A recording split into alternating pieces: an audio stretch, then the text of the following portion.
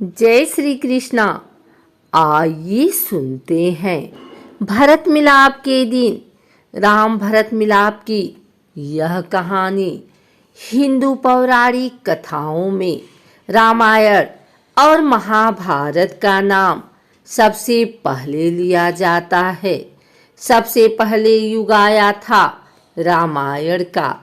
मर्यादा पुरुषोत्तम भगवान राम का युग और उसे ही कहा जाता था राम राज्य।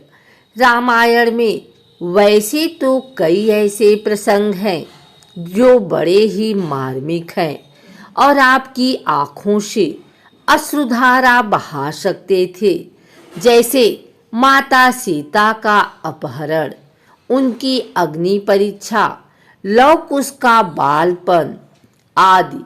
इन प्रसंगों की ही तरह एक बहुत ही चर्चित प्रसंग रहा है राम भरत मिलाप का। यह प्रसंग इतना चर्चित है कि आज भी कोई बहुत समय बाद बड़ी ही प्रेम भावना से मिलता है तो लोग इसे राम भरत मिलाप की उपमा देते हैं। रघुकुल वंश के महाराज दशरथ के चारों पुत्र राम, भरत, लक्ष्मण और शत्रुघ्न अपनी शिक्षा दीक्षा पूर्ण करके अयोध्या लौट आते हैं। उसके पश्चात चारों भाइयों का विवाह महाराज जनक की पुत्री से होता है। ये सभी शुभ प्रसंग चलते रहते हैं और महाराज दशरथ अपने सबसे बड़े पुत्र राम को राजा बनाने का निर्णय लेते हैं।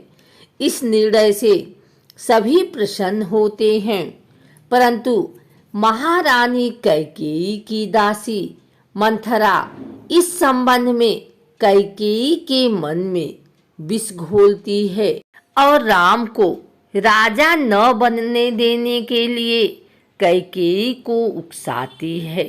वैसे तो महारानी कैकेयी राम से बहुत प्रेम करती थी, परंतु वे उस समय मंथरा की बातों में आ जाती हैं और इसी कारण उन्होंने महाराज दशरथ को विवश कर दिया कि वे भगवान राम को 14 वर्ष का वनवास दें और भरत को राज्य दें।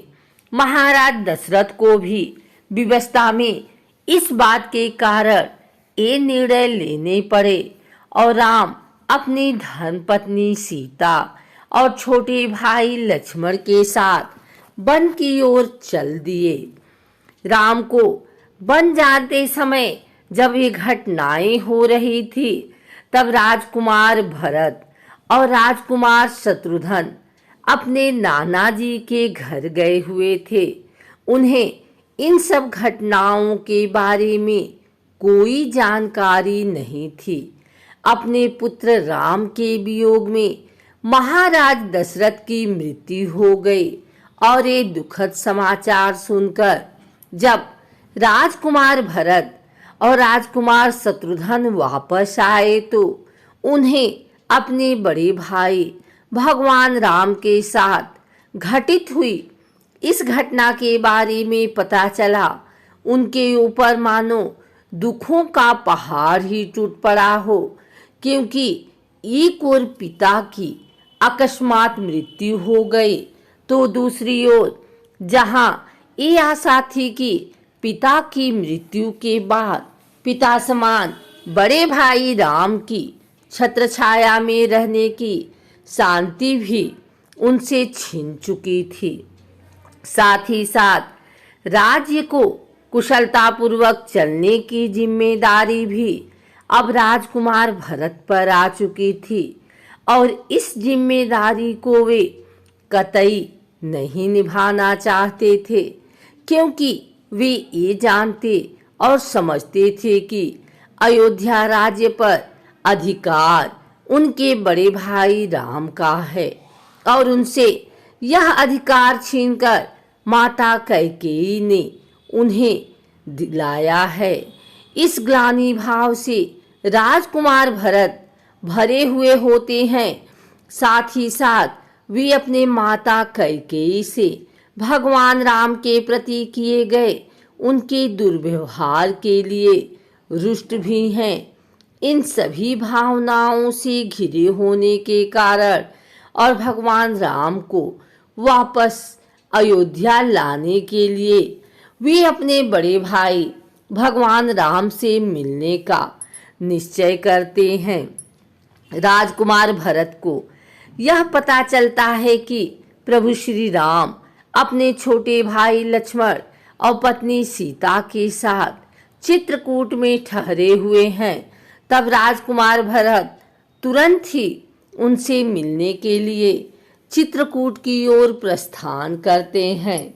उनके साथ उनका सैन्य दल भी होता है, क्योंकि वे यह सुनिश्चित करना चाहते थे कि कहीं बड़े भाई श्री राम को कोई क्षति न पहुंचा सके।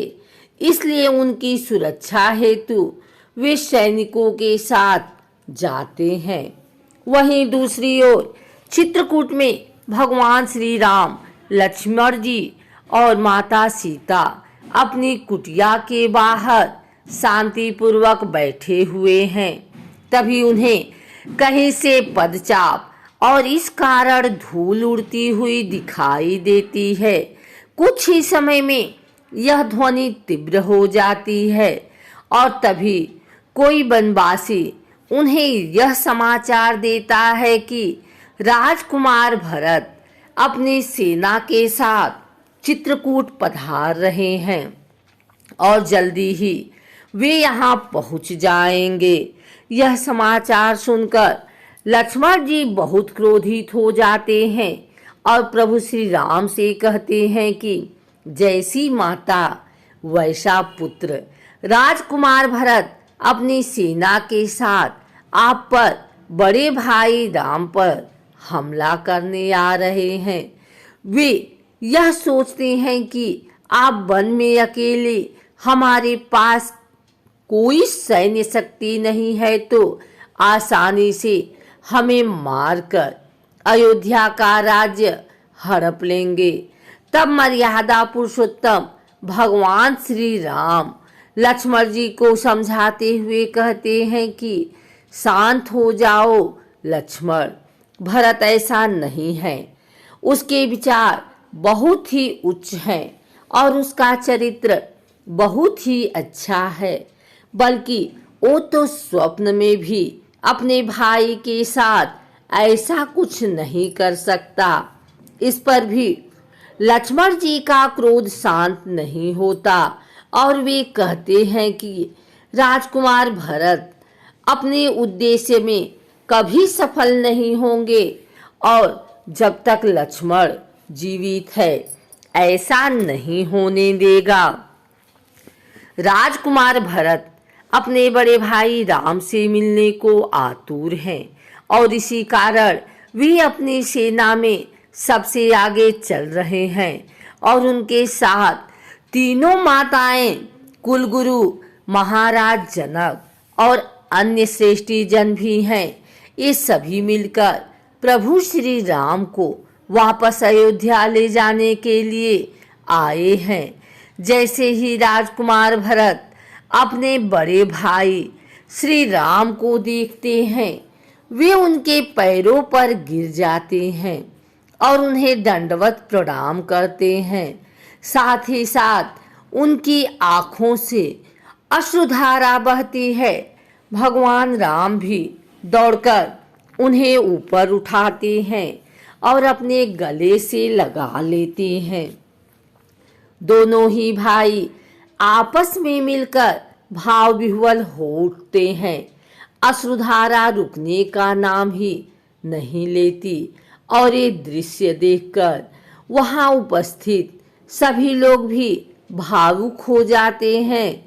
तब राजकुमार भरत पिता महाराज दशरथ की मृत्यु का समाचार बड़े भाई श्री राम को देते हैं और इस कारण श्री राम, माता सीता और छोटा भाई लक्ष्मण बहुत दुखी होते हैं। भगवान राम नदी के तट पर अपने पिता महाराज दशरथ को विधि विधान अनुसार श्रद्धांजलि देते हैं और अपनी अंजूरी में जल लेकर अर्पण करते हैं।